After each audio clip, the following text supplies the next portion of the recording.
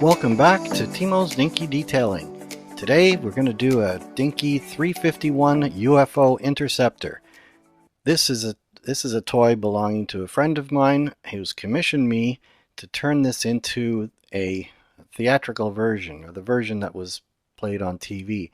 He wonders, and I wonder, what possessed them to make the UFO Interceptor green and orange, and he would like to have one white. Now I know they made white ones later, but he has the green one, and he would like me to convert it into one that looks like the TV theatrical one. So I'm going to give it a go. So first of all, we want to take the parts off. Oop, there goes the rocket, or torpedo, I guess. And this is in remarkably good condition, and he could probably sell it, and we discussed it, but he's not interested. He would like to get this. Originally he bought it because he loved the Interceptor, and he wants something for his shelf that's a display piece, and the green and orange isn't cutting it. So this one I don't have to drill out any rivets to get it apart. We just take off some screws. And this one, there's a little bit of trouble getting that off because those rockets that are pointing forward get hung up on the casting, so we've got to be careful. The man is inside, he's in good condition, and the mechanism, it's obviously working. It's actually pretty simple when you look at it, and 2 screws and it comes apart, and all the pieces work in conjunction. It's brilliantly designed. It's got the spring switch or the latch, and I'm looking at it carefully. I want to make sure I'm going to be able to put this thing back together again. Oop, pops right off. And to get that front leg off, you just turn it 90 degrees. Now the plan is to print or to copy these on the computer and then 3D print them, because these are kind of a soft plastic, and I'm concerned that they won't hold the paint very well. Now these are splayed out, and this is a common thing with these. So I'm just melting the plastic a tiny bit and bending it back so that it's going to sit nice and level and proper.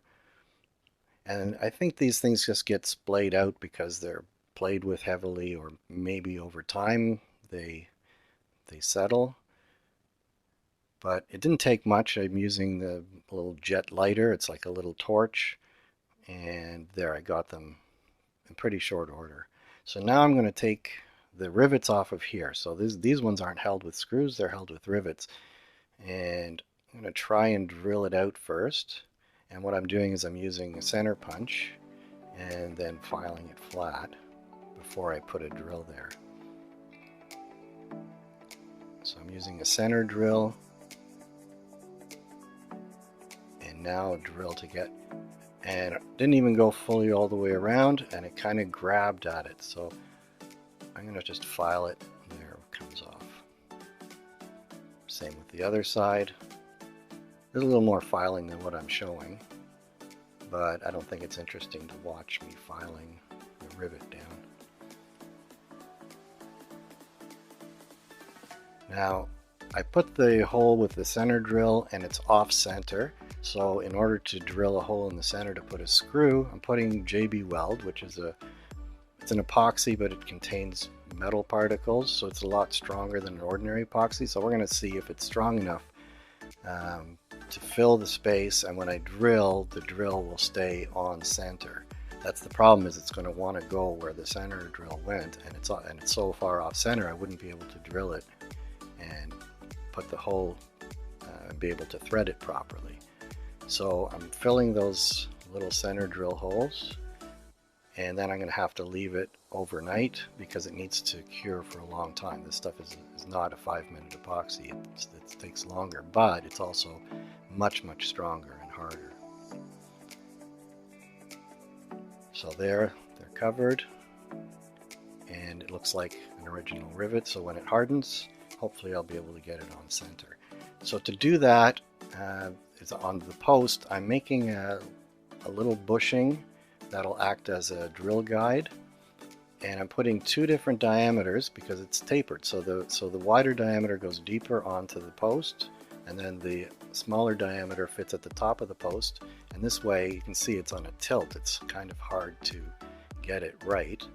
Now I've drilled or kind of drilled out some wood from this so that this has a little cradle to sit in. And I'm setting the depths because I don't want to go all the way through. And so I have a little piece of tape there. And now onto the drill press. And it works perfectly. The metal is soft, so the JB weld is not as if I was using a piece of steel or even aluminum, it might not have worked, but this worked. It worked perfectly. So I'm going in here. This time I'm using a 256 drill because it's a very small post, and here's one that's been ground, the point's been ground off so I can go deeper, so that my thread goes deeper so that my screw can go all the way in. So there's a tiny little 256 screw. They're about the same size as a number M2 metric screw. Same dimensions, of course, different thread and different thread pitch. But it's very, very close. If you saw two side by side, you'd be mixing them up.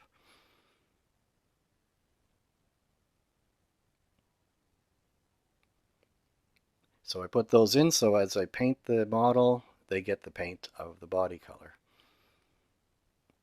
Now there's some flashing on the castings that they left there. They're not bad, but I figure I'm in there. I might as well clean it up because I'm going to be painting this. Now you notice I'm not stripping the paint. That's because it's in such good condition. It saves me from having to prime it.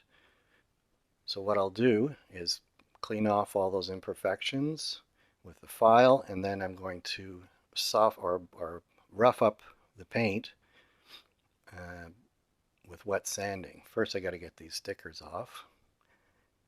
It's funny, the one sticker is faded, this one's very faded, and the one on the other side is quite orangey, reddish. I don't know if this thing was sitting in a display somewhere and the light was shining on the one side. See, this one's much, much darker. Of course, I feel bad doing this. I'm sure people think I'm a heretic because the model is in such good condition. You could sell for $150, I don't know. I see them for $300 in that condition. So, don't want to lose this sticker, so I'll put it on my toolbox. So now I'm going to rough up the paint a little bit so that it'll take the color, and I'm just using a wet sandpaper. It's the micro mesh paper that you might have seen me using before, and into the spray booth, and I put some primer on it.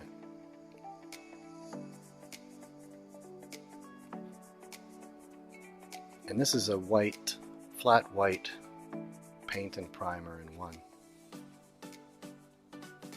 And I like to use enamel on the base coat because I'm going to be taping this thing, so I'm using enamel paint because if I use the water-based paints, I find that the tape sometimes pulls up the paint, and so it doesn't pull up the enamel paint. So as a base coat, if I'm going to be painting, taping, I much prefer using an enamel paint that's more permanent.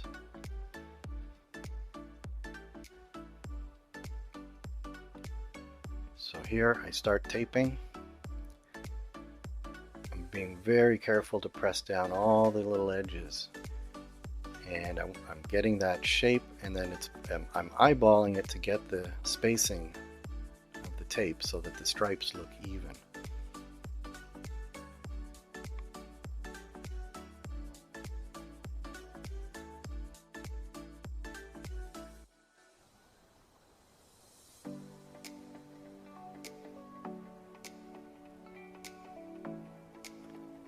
So it's a painstaking process, and this is just the edges. Once the edges of the actual lines are done, and there's lines at the back and on the sides, and once these edges are done, then I have to mask all the rest of the body that doesn't have, because I'm just worried about the edges here.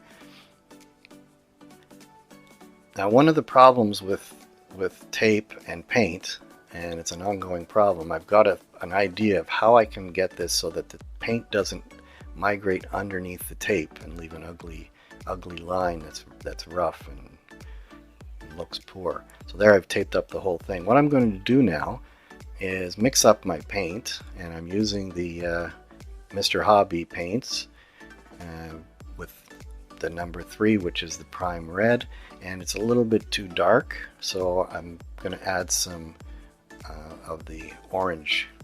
Now that's the end of that bottle. I have to get me some more prime red. Got plenty of orange. And I put quite a few drops in there. I cut out a piece which shows how many drops I put, but I put more drops than I'm showing here, and it makes it a little more orange. And then I'm mixing in the Mr. Hobby plain thinner, not the slow drying one, because it's not going to be shiny. It doesn't need to be shiny. I want it to dry quickly so that it doesn't have a chance to go under the tape. And I'm going with my old airbrush. This is the one that you hold in your hand, and the pump and the battery is in there, and I really like this thing. Unfortunately, the thing starts acting up on me. In this case, I didn't mind. It was not blowing properly. The battery was not charged properly. It took me a long time to get to this point, but the idea is that I put on very fine layers so they all dry before they have a chance to get liquidy and slip under the tape. So it's my first time doing this method, and I'm optimistic that it's going to work.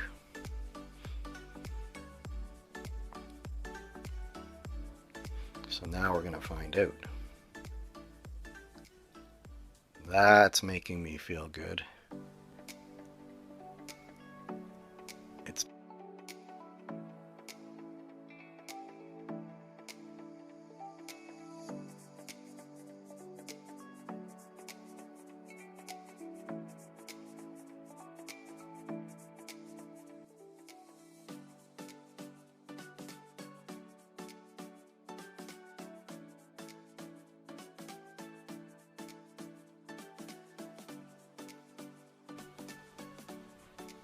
I'm doing this very slowly and very carefully.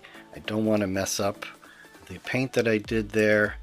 Usually these things come off nice and fine and cleanly, but the paint is still sort of wet as I'm doing this, so you have to still be very careful.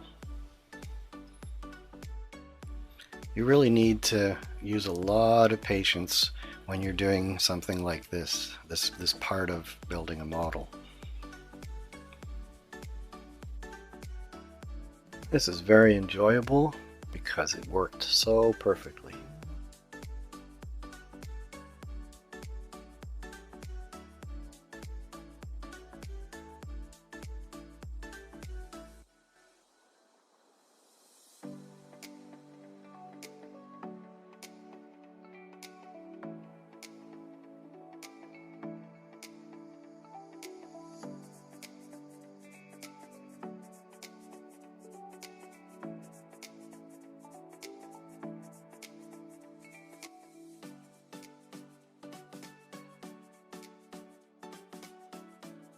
So that's coming off absolutely perfectly, making really nice sharp lines.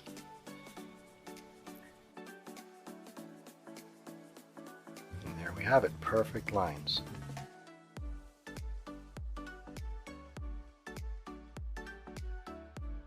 Now this is something I bought. Mr. Masking Sol is it's kind of a rubbery stuff that you paint on, and because I'm worried about, again, I have to paint silver around the engine cowlings, and I don't want to get the red stripe damaged, so I'm giving this a try for the first time. And then tape going over top so that the silver cowling won't spread onto the white. So this is first time using this stuff, so I'm hoping that this will be another way of preventing, because that red is the aqueous paint and I don't want the tape to pull it off. So this, I'm using the metallic silver spray to make the color of the cowling.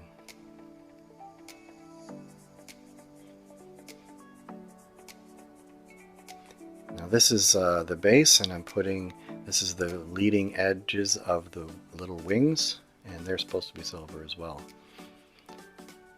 Now these parts are painted gold. They're going to be instead a metallic silver. So again, I don't really need to strip the paint off of them.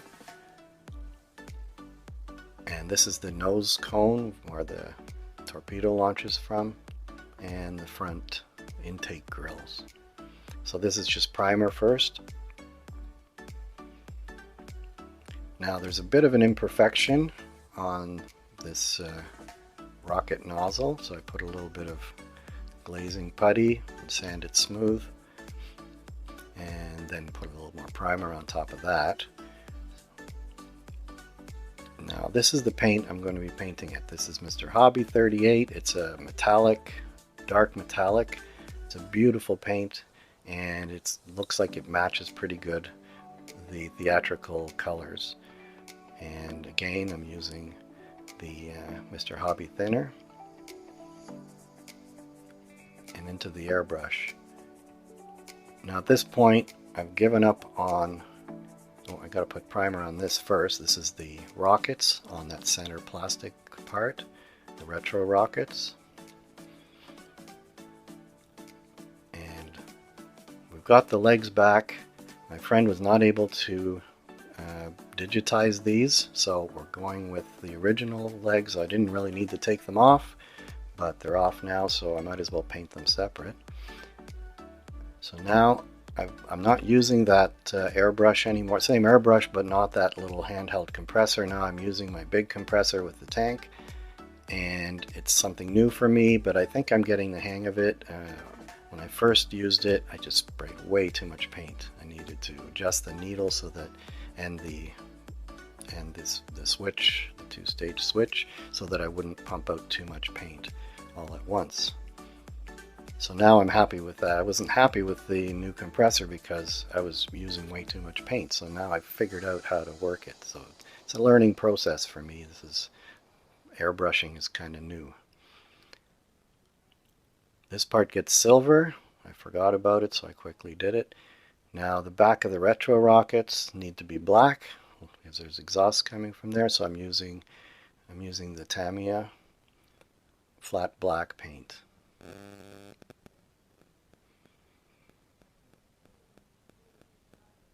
I use this tiny brush. This is a Tamiya brush. It's an expensive little brush, but it lets me get in to the small areas.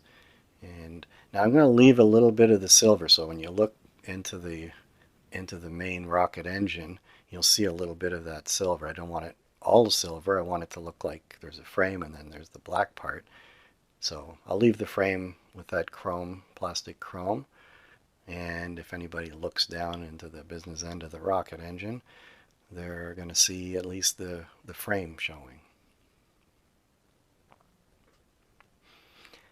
Now to the rocket, I'm trying out this Mr. Hobby base coat. I was thinking it's like a primer, but it's not very good. So I switch over to the flat white paint and primer, which is what I painted the body with, and I think it's just better for it. Now I've got to put the red stripes onto the rocket, so I'm carefully taping. And I'm getting it, so trying to get it so that it's on there so that the line is in line with the rocket, and then each side has a stripe, so they need to look like they're centered properly. And then I'm using the Tamiya masking tape for the other end. I use the big masking tape. It's just plain painter's masking tape, not the fancy. Well, it is fancy. It's 3M because I don't want to use a cheap masking tape. And I was able to cut that top piece to the exact shape all in one piece. So now I go with the red paint. I mixed up another batch of it. And I took my time, so you can see I jumped ahead. It took a long time to paint that because, again, I didn't want the paint to spread underneath the tape. So once again, that worked brilliantly.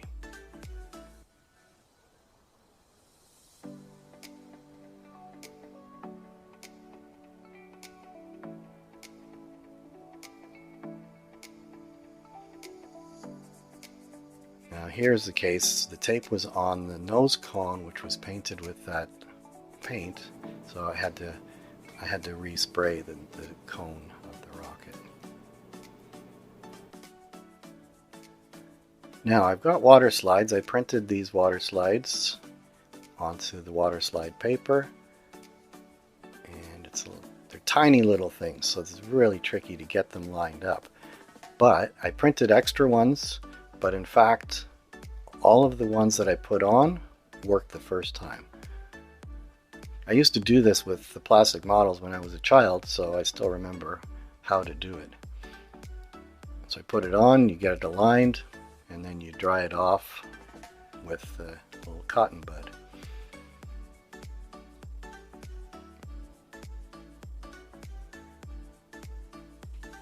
Now, on the real model, or on the one on TV, the danger exhaust, for example, is up on the cowling, but because of the way the casting works, I couldn't do it. So I'm taking liberties with it. There's a lot of little junk that you can't really even see on the TV screen.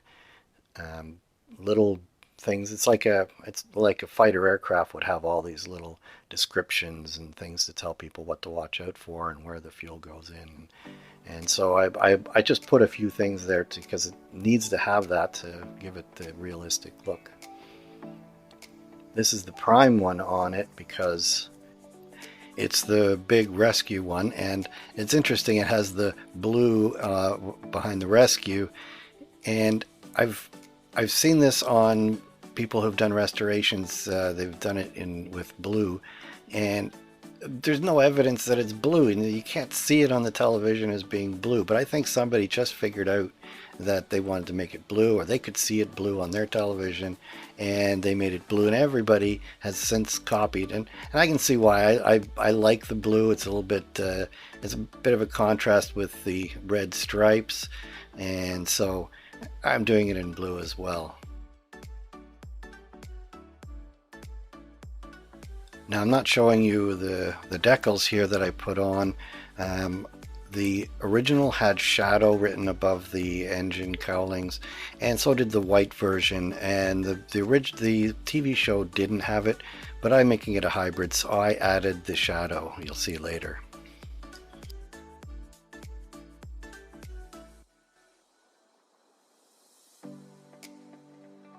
So now everything is painted, everything is ready to reassemble, and I'll get those screws out. You can see they've been painted white in the process of painting the whole body. And my friend has the 3D printer, so he'll be able to take those off if he wants, and figure out how to scan those so he can make a printout. He ran out of time, and I wanted to get the model done, so that's his option because he's going to have it, that he can take those off and figure out how to make a 3D version, and then I can paint it up for him, no problem. So now we got to get the mechanism back together for launching the rocket, and all these pieces kind of work in unison. And this is very clever too. That crossbar has a little pin that sticks down, and it stops you from taking that ski off the front. So there's the little launch pusher, and here's the spring. And this is a tricky thing. I had to try this a couple times because that launch switch has a little pin that sticks up and it pivots between that capping plate and the body. So it's kind of, you need to have 3 or 4 hands to do this, like, easily.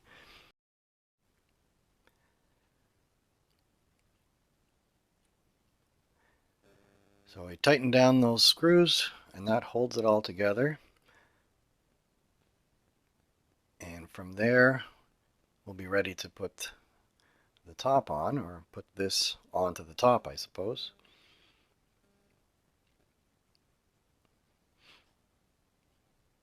So there's the body. We get the windshield into place first, and then that whole big string of parts that shows the front hood and the cockpit, and then it's a little bit of a trick to get those retro rockets in, and I scratched a little bit on the casting. There's no way to do it. I don't know how they did it in the factory.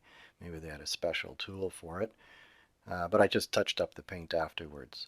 So we got that in there, and now we can put the base back on.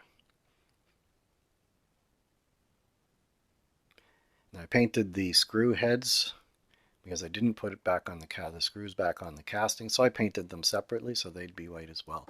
Now, one thing about this model, Gerry and Sylvia Anderson came up with beautiful models for their shows. They were very sexy. I don't know if they designed them or their designers did, but this Interceptor reminds me of my dad's first car. It's a 1947 Mercury Monarch. Look at the fenders in the front grille. This picture was taken in 1955. Seems like a match to me. Anyway, this is a reminder of how the Interceptor started. Green, orange legs. And so let's see what it looks like now. I think that succeeds in very many ways. Turns out to be just a beautiful model.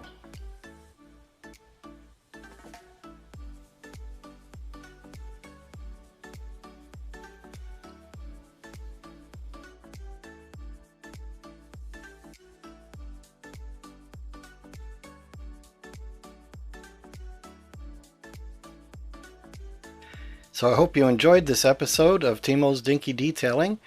Remember to like, share, and subscribe.